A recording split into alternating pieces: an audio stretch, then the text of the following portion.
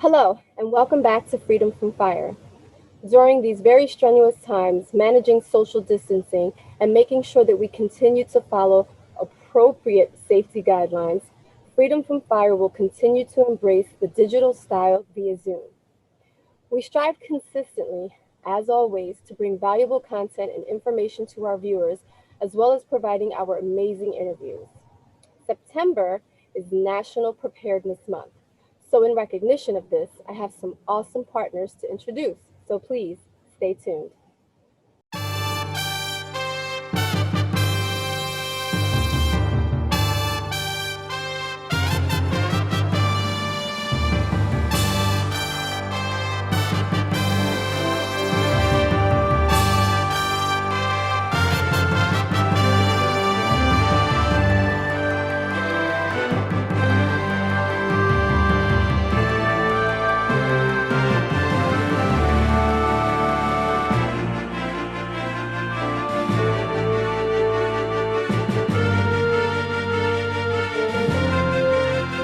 Hello, and welcome back to Freedom from Fire. I will be your host, Lieutenant Lisa Desamour. I'm currently stationed in our department's Fire Prevention and Code Division, where community risk reduction efforts and compliant city code standards are a primary goal.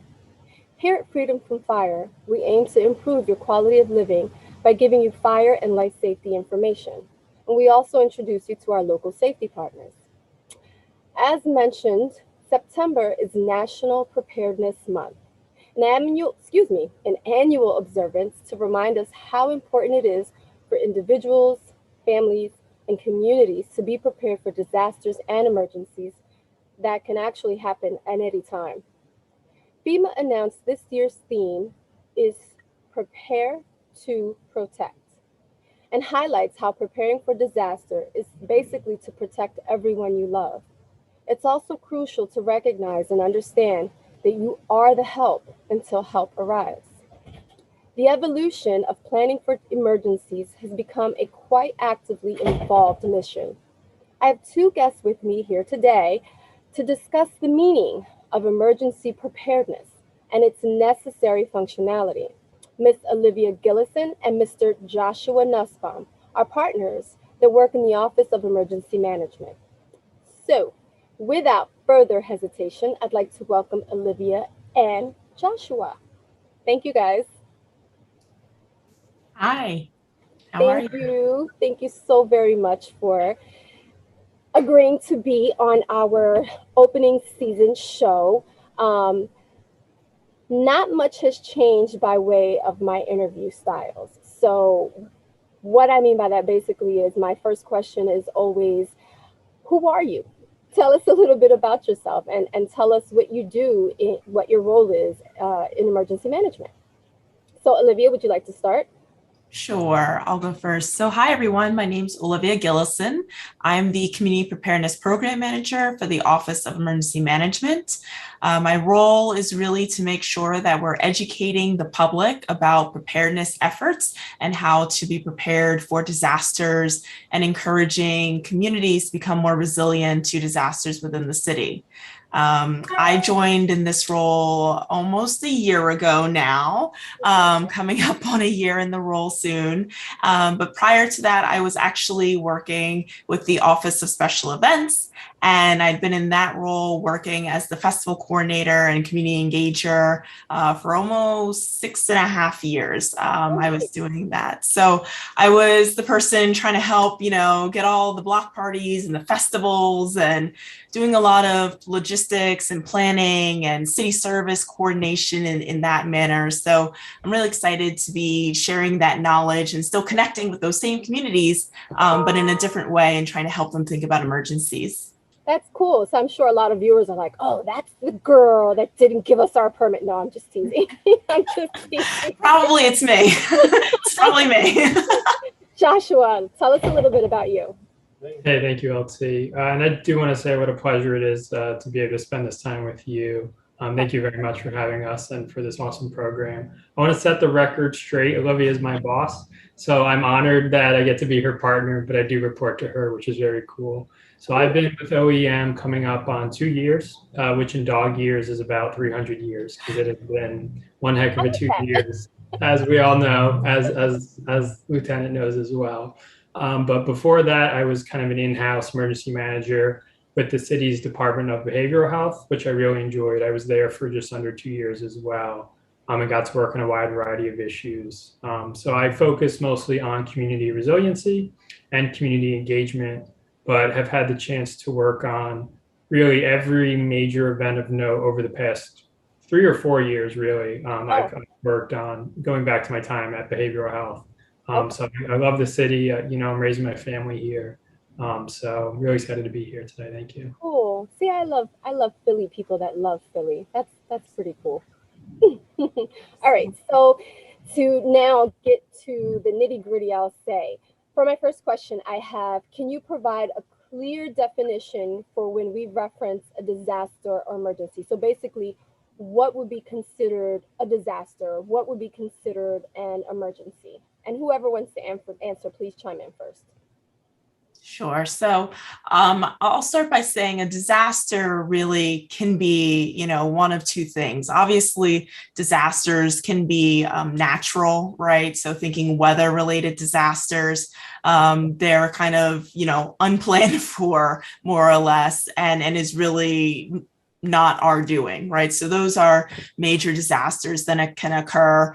But there's also disasters that happen that are, by accident. So thinking back, major crashes or building collapses, or thinking back to the Amtrak crash that was here in the city more than a few years ago now. But there are really two kind of like types of disasters. And so, there's kind of that natural disaster, and then there's kind of the by accident, the man-made disaster, or the man-accident disaster that, probably could have been prevented, right? Or something, there was a failure of some sort that caused the disaster to occur. When you're talking about emergencies, those can really be almost anything, right? They could be medical emergencies. They could be anything from too cold with, in terms of weather. It could be a heat emergency. It could be a freeze warning emergency. So those are, I would say, emergencies are really something that we can respond to. Or that have a response, that have a solution, an immediate solution. And so in our office, we try our best to plan for disasters and help respond to emergencies. And so, thinking of that, responding to the emergencies, well, your first responders are always going to go out first. So it's, police, fire, EMS, right? They're always going to be the first ones on the scene at an emergency. Thinking through our role as emergency managers, that's when it kind of gets to be a little bit more in depth or a little bit more coordinated, right? Maybe there's a transformer that's caused a power outage. That's not necessarily a disaster quite yet, but that is an emergency. And so our office really works to try and bring the resources and the connectors to the table to help solve whatever emergency might be going on. Thank you. That definitely puts it into perspective. Just by those very examples, I think people can then kind of separate, what's an actual disaster if they already didn't know before. Josh, I'm going to direct this question at you. Why is planning and preparing so important? That's a great question. I think we all know the phrase about the importance of training and the importance of practice. And it's true that when we are in a stressful environment, we don't rise to the occasion. We fall back on our highest level of training, on our highest level of preparedness. So like Olivia mentioned, our office, we do exercises all the time. We do drills all the time. We participate, obviously, in no notice events or very short notice events. And that a large part of what Olivia and I do is try to break that down and scale it down to the community and the household level, right? So if we're meeting at a school, make sure the school has on file the evacuation plan, the shelter in place plan, the whatever sorts of plans there are, right? Because you have to be prepared. There are a lot of things that happen that are not under our control, but we can still be keeping each other safe. And that's what it really is about. It's really about keeping each other and our communities safe. If we let life happen to us, I'm kind of getting existential here, but that's no way to go through life, right? There's so many things that can happen to us, but there's a lot of things that we can have some agency over and we can be prepared for. So we're really passionate about trying to take these big, complicated things, breaking it down for people and really giving them agency and explaining to them, like, no, you have so much going for you, principal, teacher, community organizer, mom, dad, whomever. You have a lot going for you, and we're gonna help you kind of connect all the dots and help you be prepared. And that's awesome. And that kind of goes back, well, actually, it does go back to what I mentioned earlier when I talk about, you are the help until help arrives. And I don't think people really grasp the whole, like, wow, that's a major part. It's not something where I'm going to be just sitting on my tush and then someone's coming to rescue me, because oftentimes there's a lot that goes on before someone can even get to you, especially for these emergencies and disasters, because they can happen at any time. So really quick, and I want to revisit this question after the break, but are there any resources that we can tap into here in the city for guidance? And if so, what are they? So when we talk about resources, I mean, like, is there a template that people can follow, or what are some like major bullet points that kind of stands out in your mind? Sure. I mean, I think that we have tons of resources, right? So we have the Ready Philadelphia Alert System, right? And that's probably the number one resource that we encourage everyone to sign up for, right? So that's going to give you, it's the text notification system that's issued by our office, and you can access it. It's all free. Text to subscribe. You text the word Ready Phila, READYPHILA, to 888-777, so 888-777, and then you will be subscribed to our list of kind of any and all emergencies or major disasters that are occurring. If there's severe weather on the way and we need people to either start preparing or shelter in place or evacuate, you would get those notifications directly to your mobile device. So that's probably the number one resource that we really encourage everyone to sign up for or subscribe to within the city. You can also access that by subscribing on our website, which is phila.gov/ready. And if you do it through the website, you actually have a little bit more control over the customization of the alerts that you're getting. So you could actually tailor it to, subscribing for, maybe there's a transit disruption and the bus you take every day is out of service, or the Market Frankfurt line's not running for whatever reason, or there's a major detour. You can get all of that information as well as customized alerts for weather events. Maybe you only really care about snow events, and heat events aren't too much for you, or whatever it may be. If you subscribe online, you do have the ability to create an account, and then you're able to subscribe and tailor the subscription to really what fits best.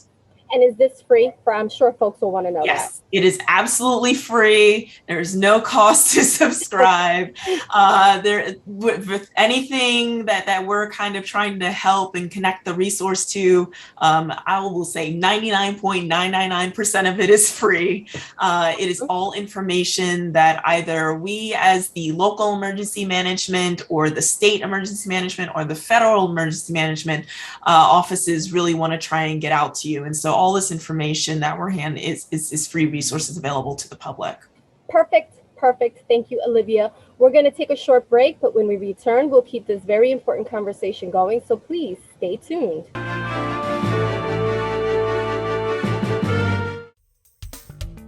As birthplace to the first volunteer fire companies, Philadelphia is home to one of the nation's premier fire museums. Fireman's Hall Museum displays the city's fire history in addition to promoting fire safety. You can visit Fireman's Hall Museum in Old City at 147 North 2nd Street.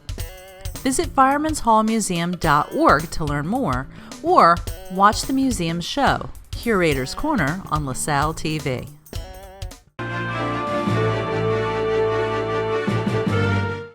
Welcome back to Freedom from Fire. I'm your host, Lieutenant Lisa Desamour. We've been discussing some very, very important emergency preparedness highlights, and we're just going to jump right back into our Q&A session here. And Josh, I'll direct this particular question to you. what are some special considerations that we shouldn't forget in our plans? And special considerations, everything that you would consider, whether it's someone who we may, our pets. We may, some folks may, say, hey, listen, we have pets at home, or we have, someone elderly or someone with maybe some sort of disability. So, what would be those special tips that we would definitely want to remember? Yeah, that's a great question, LT. I appreciate that. So we talked a little earlier about planning and preparedness.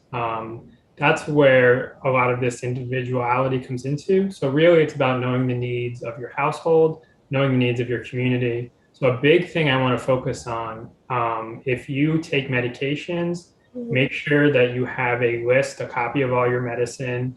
If the city has to open up a shelter, if you have to leave your house, for example, for whatever reason, let's say there's an evacuation on your block, fire, God forbid, a gas line, anything, the city opens up a shelter and you leave your medicine at home, we're going to work with the Department of Public Health to get you an emergency supply of medication. It is a fantastic resource that we're really happy to offer.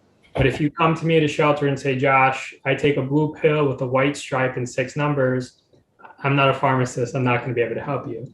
If you come to me with a nicely printed out sheet from your pharmacy, from your doctor that has all your medication, right? I'm probably going to give you a hug if you're okay with that. And then we're going to go over to our friends at the Medical Reserve Corps and we're going to work to get you your medication. So that's one example. The second example that you mentioned, LT, is pets. If and when the city does open shelters, and we opened two weeks ago as a response for all the flooding from Hurricane Ida, which I worked. We were at Roxborough High, and then we were also at West Philly High.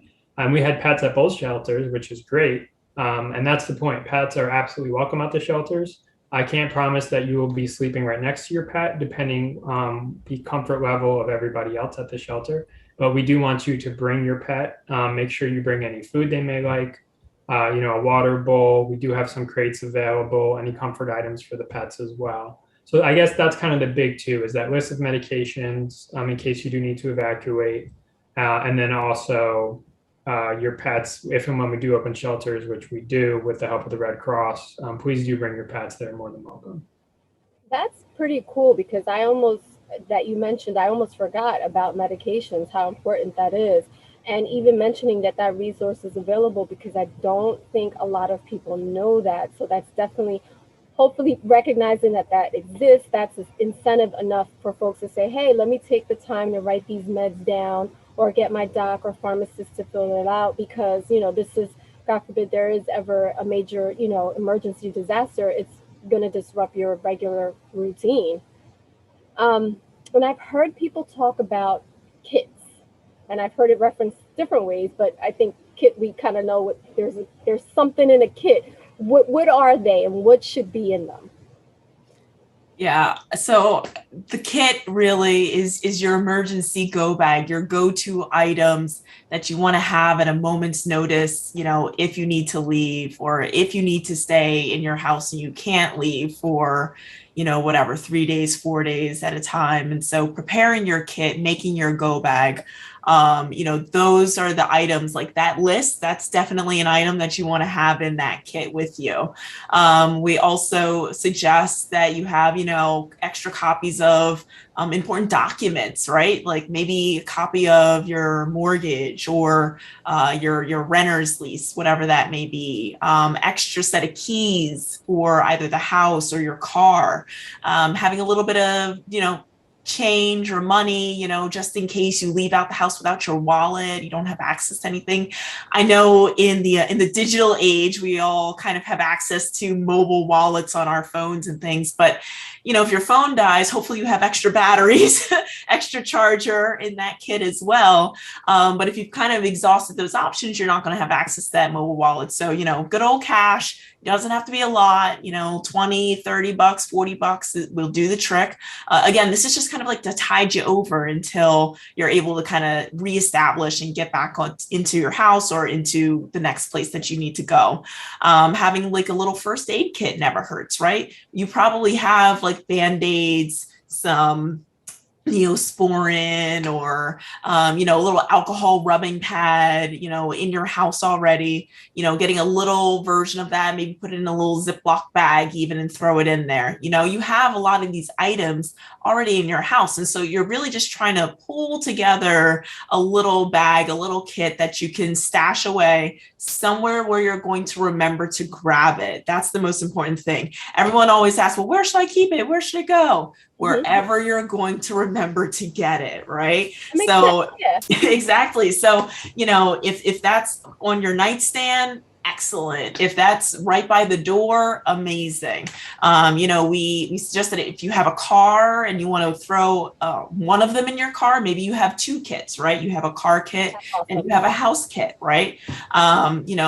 Unfortunately, with the flooding that just occurred, a lot of people had severe car damage. And so if your only emergency kit is in your car, it's not necessarily going to do you much good if your car is now, 6 feet underwater, right? So, making sure that you have kind of just a little bit of everything to kind of get you going. That's definitely something that we recommend having with you. Okay. And it doesn't have to be like a super huge fancy luggage type thing or anything like that, right? No, absolutely not. You could take an old tote bag even, right? A lot of people buy reusable grocery bags, tote bags, things that's where you could throw all of them in there. You could use a little drawstring backpack. A lot of people get those as free giveaways.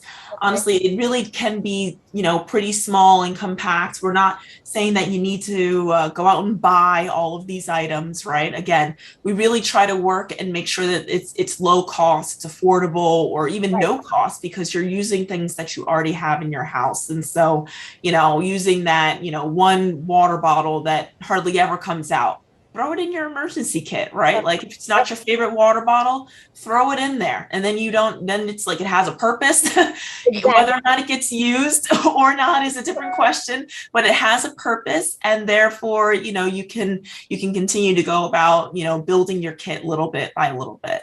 Right. And we don't need like the latest Louis Vuitton handbag and all that good stuff in there. No, listen, if you have the latest Louis and you want to put your kid in there, I'm not going to stop you, but also I would also, say that might have a better use maybe, the next time you're headed out. But no, you do not have to use anything fancy. You can definitely use, whatever's available to you. I know some people, like one of my friends has like a little plastic bin, like a little storage bin. Okay. And she just it's a clear bin. She's a teacher. She's pretty used to organizing things. Everything goes in clear bins. I need to see everything. I get it. I understand. But, everything goes in there. She just tosses it all in there. It all has a spot. And then she's able to label it and it sits on her little shelf. She knows exactly where it is in her closet and she can grab it at a moment's notice. Perfect. So I think we definitely hit the nail on the head when we expressed, our tips for our kit, what goes in it. And, it doesn't have to be something super elaborate. No, absolutely not. Perfect. So you mentioned this earlier, Olivia, when we talked about, we were talking about resources and you talked about the alerts. So this brings me perfectly into this question. How do we stay up to date on current news involving emergency disaster situations? So if you can tap into that again, that would be great. Absolutely. So again, the first thing that you're going to want to do is sign up for the ReadyPhila alert system. It's a text alert system. You text ReadyPhila, ReadyPhila to 888-777, and that will get you a blast of any type of, happening now information that you need to know, or perhaps happening in the future in response to an event that's occurred, right? Or an incident that's happened. So that's definitely the number one. You could also sign up again on our website for that, and you can customize the alerts that you're getting. So maybe you don't want to hear about all of the transit disruptions or all of the power outages that are going in the city, and you just want it to be for your neighborhood or your day-to-day life. You can subscribe on phila.gov/ready and create an account for those alerts. Same thing, you'll still get them. You can get them to your email or to your phone. If you text alert, you're obviously going to get them to your phone, but if you want them in your email, you definitely would want to sign up online. You can also subscribe to our newsletter. You can find a link to that via our link tree, which is on our website. But that is, again, like a free resource. We push out information once a month. It has tips from, again, our local or federal partners in terms of national news and awareness and information that's going on. You mentioned at the beginning that this is National Preparedness Month. And so there's a lot of information around, tips you could be using and building your kits and what you could be doing this month to try and get yourself more prepared. And then obviously you can always follow us on Facebook or Twitter. We're at Phila OEM on all of those social media channels. And then Josh and I actually have our own little Facebook live show, I guess you could say. The Facebook We do a nice little twice a month. We like to sit down and really answer questions that people have. And it's a lovely way to engage in these kind of COVID times of online engagement, but we do those twice a month. So the first Tuesdays at 11 a.m. and the third Thursdays at 6 p.m. So we actually have one tonight. Cool. I'm going to direct this last question to you, Josh. What are some special recovery efforts that the community should be aware of? Oh, that is a great question. So in light of all the flooding and really the historic damage we had from Ida, I think we've all seen the pictures of the Schuylkill and the Art Museum and just the tremendous damage. So in light of that, our office worked incredibly hard with the help of PEMA, the State Emergency Management Agency, and FEMA, the Federal Emergency Management Agency. We were able to conduct some really in-depth damage assessments. That went up to the president, and as of Friday, I believe, Friday night, we did get a presidential disaster declaration. So that's really helpful because that really opens up some federal financial resources. Oh, good. So in the city, the Small Business Administration is going to be kind of a first boots on the ground, so to speak, helping people to get started with their recovery. So I really do want to plug that they are here in the city in person. They're up at the Falls of the Schuylkill Library. Their schedule can be found online, but they're going to be here Monday and Wednesdays, noon to 8 p.m., Tuesdays and Thursdays, 10 a.m. to 6 p.m., and Fridays, 10 a.m. to 5 p.m. So that is live starting today. So again, today they're going to be until 6 p.m. And we are anticipate having them between 30 and 60 days, which is, again, and this is for both homeowners, renters, business owners. We really encourage you to take advantage of that. So in addition to that, with the disaster declaration, there's also additional federal resources that are going to be turned on through FEMA, through the Individual Assistance Program. We're still waiting to hear from that, what all it's going to be. We're hearing, different numbers, but there is going to be serious money to help people kind of rebuild better. So definitely stay tuned to our website. Please be following us on Twitter and Facebook, FEMA Region 3 on Twitter and Facebook as well.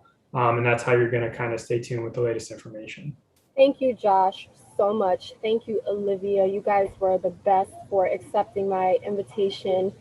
As I like to say it, it's an invitation, but then I'll come down and just badger you about it, but no, I won't do that. But really, truly, thank you so very much. There was so much information you guys shared with us.